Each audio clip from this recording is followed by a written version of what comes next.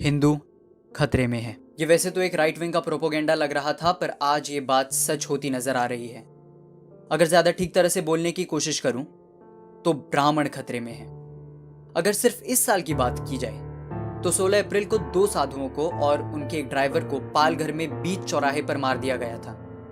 28 अप्रैल 2020 को उत्तर प्रदेश में 2 साधुओं की गोली मारकर हत्या कर दी गई थी।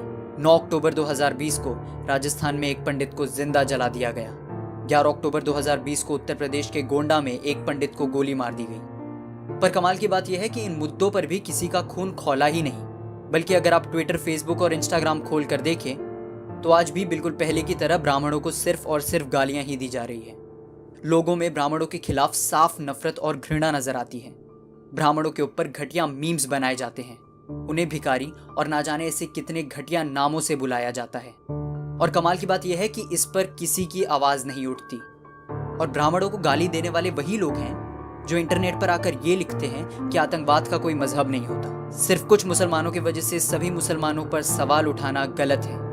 तो मेरा उन सभी लोगों से सिर्फ ये सवाल है कि ब्राह्मणों के वक्त अपनी ये आइडियोलॉजी आप कहाँ डाल लेते हैं। मैं मानता हूँ कि कुछ जगहों पर जातियों के आधार पर भेदभाव होते हैं। मैं ये भी मानता हूँ कि कुछ जगहों पर छोटी जाति वालों को बड़ी जाति वाले प्रताड़ित करते हैं, पर इसका मतलब ये नहीं कि आपको सारे ब्राह्मणों को गाली देने का अधिकार है। तो आप सभी से गुजारिश है कि अपने आंखों से ये दोगलेपन की पट्टियां उतारिए और ब्राह्मणों को गालियां देना बंद कीजिए। और अगर कोई दे तो उन्हें चुप कराने की हिम्मत रखिए, क्योंकि आप सब भी ये बहुत ही अच्छी तरीके से जानते होंगे कि ब्राह्मण भूखा तो सुदामा, समझा तो चाणक्य और रूठा तो रावण।